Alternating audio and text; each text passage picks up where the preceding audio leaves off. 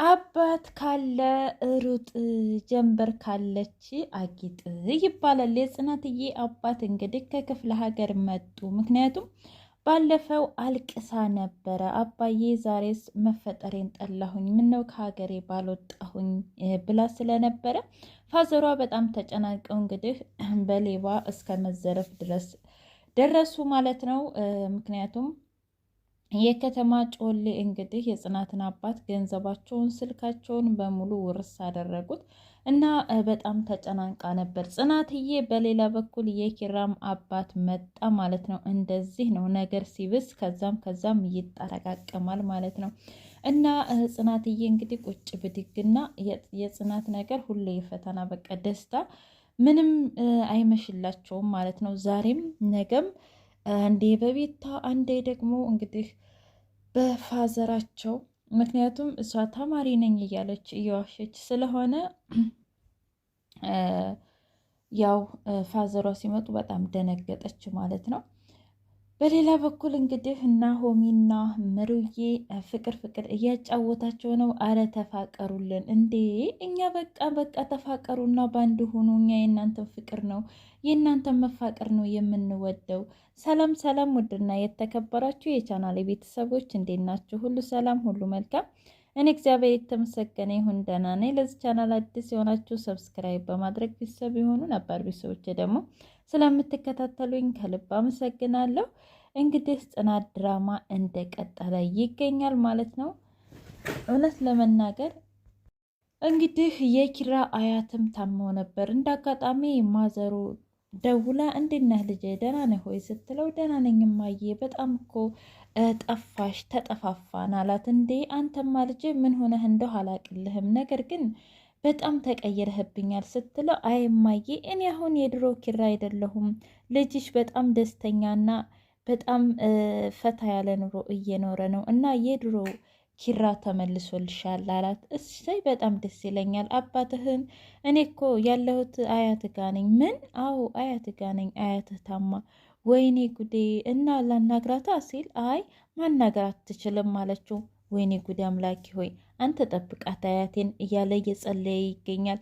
ከዛም በኋላ ጽናትዬ እንዳጋጣሚ በቀለ ደውለው ወይኔ ጉዴ በቀለ አሁን እስኪ ገንዘቡ ሊጠይቀኝ ነው እንዴ ብላ ስልኩን አነሳችው። ከዛም በኋላ ሀሎ በቀለ እንዴት ነህ ደህና ነህ ወይ ስትለው ደህና ነኝ፣ አባትሽ ደውሎልሽ ነበር እንዴ አላት። ኧረ አልደወለልኝም እና ምንድን ነው የተፈጠረው አለችው። ከዛም በኋላ አይ እሱ እኮ ወደ አዲስ አበባ መጥቷል። ምን? አዎ ወደ አዲስ አበባ መጥቷል አላት። ከዛም በኋላ እኔ እኮ አልሰማሁም ነበር እና የት ይሆን ያለው ስትል እንዴ አንቺ ጋ ነዋ የሚመጣው ደውዪለት አላት። ኧረ እኔ እኮ እስካሁን ድረስ ምንም ስልክ አልተደወለልኝም ወይኔ ጉዴ አለች። ከዛም በኋላ ኪራ ጋር ሄደችና ኪራ አለችው ወይዬ አባቴ እኮ እየመጣ ነው። ምን? አዎ እየመጣ ነው፣ ነገር ግን ስልኩ አይሰራም። ወይኔ ጉዴ። ከዛ ምሩም ሰማች፣ ናሆሜም ሰማ። ምን ይሻላል? ስለዚህ ናሆሜ እዛ ቦሌ ሄድ፣ እኛ ደግሞ በቃ እዚህ ሆነ እንጠብቅ እየተባባሉ እንግዲህ ናሆሜም ሂዶ ሲፈልገው አጣው ማለት ነው። በሌላ በኩል ፋዘራቸው እንግዲህ አስፓልት ለአስፓልት ወይኔ ጉዴ አታለሉኝ በሉኝ እያለው በጣም እየተናደዱ ከዛ ወደ አንዲት ጠጋ ብለው ቁጭ ብለው የሆነ የከተማ ልጅ አገኘ። እንደ ፋዘር ምን ሆነ ነው ደህና ነዎት? ከየት ነው ሲሉት እረ ልጄ ከክፍለ ሀገር ነበረ፣ ነገር ግን አንዱ ልጅ እቃህን ላግዝህ ብሎኝ እቃዬን ሁሉን ስልኬን በሙሉ ዘርፎኝ ይዞብኝ ሄደ አለው። ከዛም በኋላ አይ የከተማ እኮ ጮሌ እንደዚህ ነው አለው። አይ ሁሉንም አትበል ልጄ፣ ይሄው አንተ አለህ አይደል ተባረክ አለው። ግን ስልክ ቁጥራቸውን ካወካቸው እሺ ልስጥህና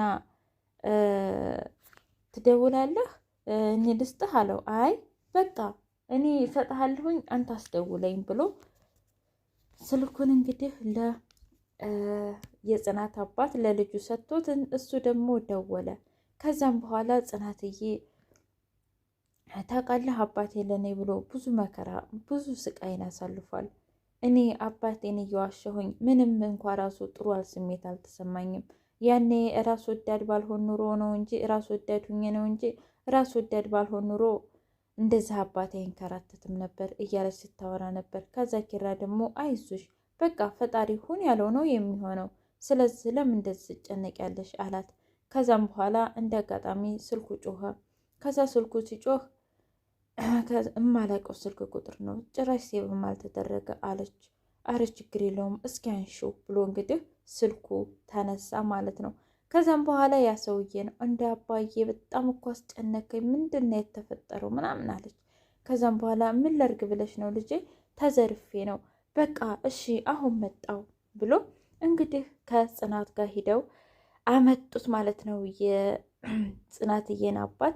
ከዛም በኋላ ጽናትዬ እንግዲህ አባቷን በመደበቋ አባቷን እየዋሸች በመሆኗ በጣም እየተናደደች እና በጣም እያሰበች ነው። አባቴን እኮ እንደዚህ ልደብቀው አይገባም ነበር፣ አባቴ ለእኔ ብዙ መስዋዕት ከፍሏል እያለች ነበረ ለኪራ ማለት ነው። ከዛ ኪራ ደግሞ እንግዲህ ይበቃል፣ በቃ እስከ ዛሬ ብዙ ነገር አድርገሻል፣ ስለዚህ እንደውም ከሌላ ሰው ከሚሰማውና ይህንን ነገር እስካሁን ድረስ መደበቅሽን በቂ ነው፣ ይበቃሻል፣ አሁን እንንገራቸው ሲል አይ በፍጹም መነገር የለበትም አለች። ከዛም በኋላ እንደ አጋጣሚ ደግሞ የኪራ አባት መጣ። የኪራ አባት ሲመጣ እውነት ለመናገር መሬት ተከፍታ ብትወጣቸው ነፍሳቸው ሁሉም ደነገጡ። ከዛም በኋላ ያው የአራዳ ልጅ አይደለ የኪራ አባት እንዴ ቁጭ በይ እንጂ አንቺም ማለት በዩኒፎርም ለብሳ እንኳ አረ ዩኒፎርም ምንድን ነው እንኳ ብሎ አልጠየቃትም። ግን የኪራ አባት አረ ልጄ ተይ የሆንሽውን ንገሪኝ፣ ብትነግሪኝ ይሻላል፣ እስከ መቼ ድረስ ነው የምትደብቂው? አረ ተይ እያሉ እንግዲህ እየተናገሩ ነው። ምክንያቱም የጽናት አባት ድሮውንም ትምህርት እንደማትማር ያውቃሉ ማለት ነው፣ እየወሸቻቸው እንደሆነ ያውቃሉ። እና ልጄ ምን እልሻለሁ አባትሽ አይደለሁም ወይ? ስለዚህ እባክሽ ንገሪኝ እያላት እንኳ ልትነግራቸው ፈቃደኛ አይደለችም ማለት ነው። ከዛም በኋላ ተዋወቁና እኔ የጽናት አባት ነኝ አሉ። እኔ የሚኪራ አባት ነኝ ብለው ተዋወቁ። እንግዲህ በሌላ በኩል እሱ ኪራዬ አስፓልት ለአስፓልት ዝም ብሎ እየሄደ ነበር ማለት ነው። እዛ ናሆም የመጣ እንዴ ምንድን ነው አለው። ምን ላድርግ ብለህ ነው? አባቴም እጁን ተሰብሮ ነው የመጣው፣ ቶሎ አይሄድም። የጽናትም አባት በጣም ግራ ገብቶኛል፣ ምን ማድረግ እንዳለብኝ አላውቅም። ደግሞም ግንኙነታችንንም ሆነ ቅርበታችንንም በፍጹም እሷ መናገር አልፈለገችም አለው ለናሆሚ። ለነገሩ ምን ታርግ ብለህ ነው? ከዛ ኪራ አይ ታውቃለህ፣ ያንን ነገር ሁሉ ካሳለፈች ወዲህ እንዲህ በፍጹም እሺ የምትልና የምታምን አይመስለኝም፣ ለዛ ይመስለኛል አላት። ከዛም በኋላ ኪራ አዎ እንደዛ ነው አለው። በቃ እንግዲህ ፈጣሪ ያለው ነው የሚሆነው፣ ሁን ያለው ይሆናል፣ ሁን ያለው ይሆናል። የኪራ አባትና ኪራ እንግዲህ ስፖርት እየሰሩ ነበር። ከዛም በኋላ እኔ የምልህ አባዬ ኪራ እስኪ እነግርሃለሁ ያልከኝን ንገረኝ ስለው አይ አባዬ ደግሞ እረሳሁት አለ። እንደ ምንድን ነው የረሳኸው? ንገረኝ እንጂ በቃ አለ አይደል። እና የጽናት አባት ግን በሰላም ነው የመጡት አለ።